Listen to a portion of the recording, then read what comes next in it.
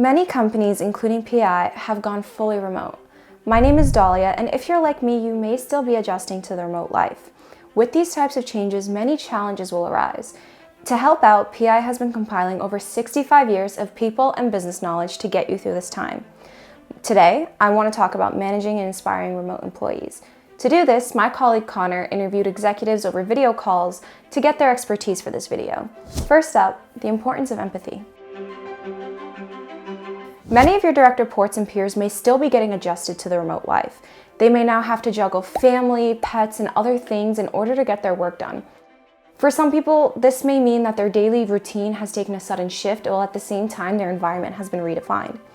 Take the time to help them find this work-life balance and give them the support they need to adjust. There are people who, live in 400 square foot apartments and they're not allowed to get out. They're not allowed to go for a meal. They might not even have a full kitchen, and now they're working from home and they're like, oh my God, During times like this pandemic, some of your employees may be afraid of where the world is at or where the company is headed. They may have a lot of questions, and it's important for you to be open and honest with your responses. No one's going to have all the answers right now, and it's okay to say that you don't know or that you're uncertain and afraid as well. Your employees are looking at you to lead. Don't sugarcoat or fake anything. Let them know that you're in the same boat and that you're there to support them. Do you need good managers? Do you need good leaders who are going to reassure you, who are going to lead you towards the path, who are going to be authentic, who are going to say, I'm scared too, but we're in this together. And you can only do this if you're aware of your strengths, if you're also aware of your weaknesses, if you realize that those gaps you have can be filled by other people, and you can also be open about them. So more than ever, self-awareness and openness to others become critical. You need to ensure that you now have a level of trust within your employees, and you're doing the right thing and communicate constantly and open the lines of communication so it's not just down but up. In that same thread, not being in the office can affect communication.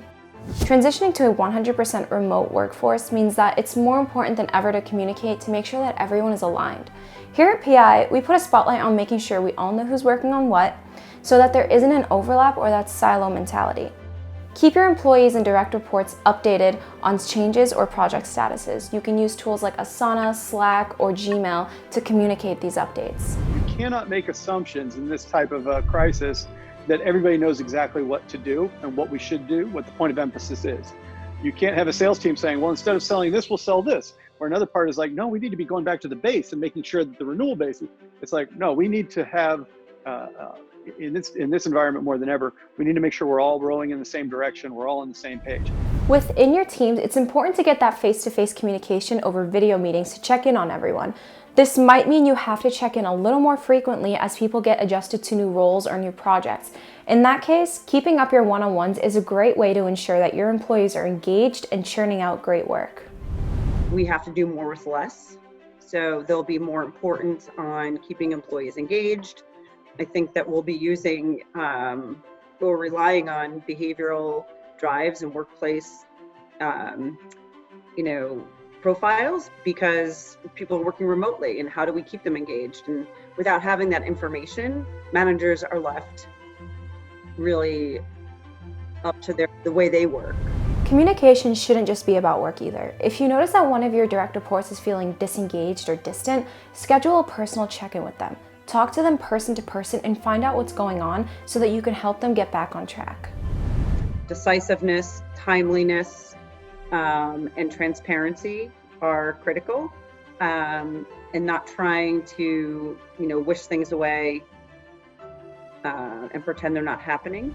If you've transitioned from an office setting to temporarily working from home, this might mean that you and your teams will be stripped down to the basics of your job just to keep things running. In that case, some things are going to have to sit on the back burner for a while until you can get back in office. This brings me to the next part of this video, focusing on the essentials, and our executives had some really insightful things to say about this. So in many ways, what the crisis is going to do is that it will strip all of the extra fluff around culture and organization, And if you really want to keep the wheels on, you're going to have to focus on the true underlying driver of productivity and engagement. If we're playing a football game and it's snowing or raining, you're not going to run the most complicated passing offense.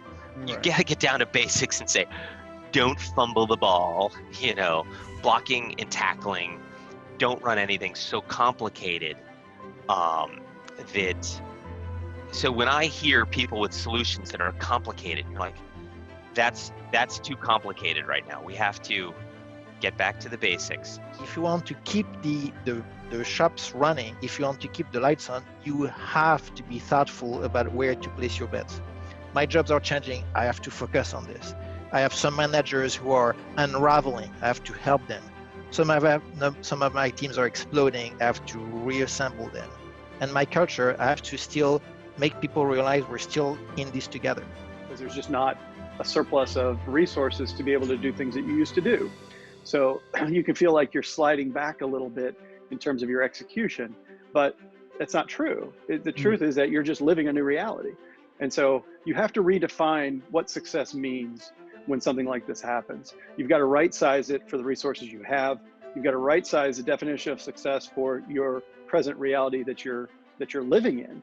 And you have to reset your expectations about, all this happy, we were growing so fast, and wasn't it fun when we used to get together and do this thing?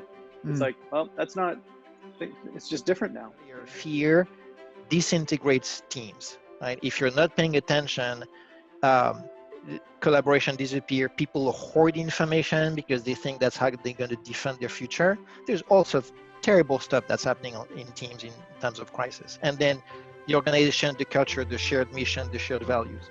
So you can strip everything else. What matters are those four things. My next tip is don't be a helicopter manager. Yes, check in what's appropriate, but don't hover over your employees to make sure that they're getting their work done. There should be that trust in place that your direct reports can drive and take ownership of their projects. If you start to notice a dip in performance or engagement, address it, but don't overwhelm your direct reports in the hopes of preventing it in the first place. If you're worried about engagement, this is where an engagement survey may be helpful to get a pulse on where your employees are at. You could have someone who was a star performer, but it's just really not engaged right now. And it could be personal. They've got a lot going on at home. It could be that they used to be a star performer and they're just not bringing the same level of intensity. Going back to the fact that some people might have to readjust their lifestyle because they're now working from home, some people are going to stray from the usual 9 to 5, and that's okay.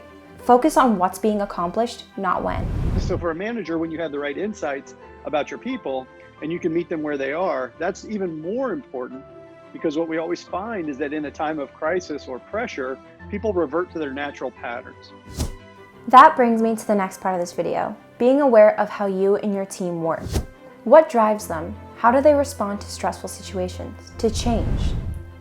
Looking at behavioral patterns can give you a major advantage to making sure you are meeting your employees' needs. Looking at how your team works together will help you create a more productive team. Your own behavioral drive may also let you know how or why you may be approaching certain situations or caution points when managing others. So yesterday I led a team work style session with the digital learning team because they have a lot of new players on that team. And we sat down and we looked at the people first, and we said, what are the similarities and differences in how we communicate, take action, make decisions? That was all great. Then we put up the strategy insights and we said, what is this team being asked to do? Who's naturally well suited to do some of these things, but not others? How are we going to negotiate our work together to make sure that we are at our best? And the team really enjoyed having me facilitate that session with them. That's when PI can step up and help clients manage talent, because that's the most freaking precious asset they have. Everything else is gone.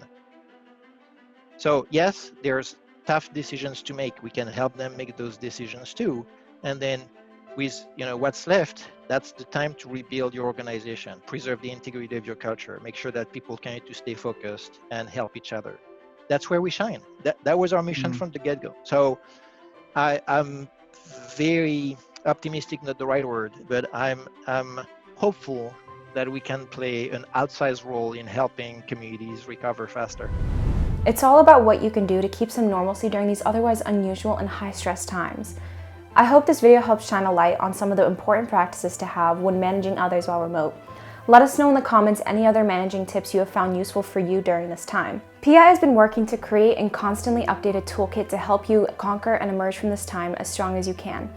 It's linked over there on the right and in the description below. We know it's hard, but we also believe in you. Stay safe, and thank you for watching.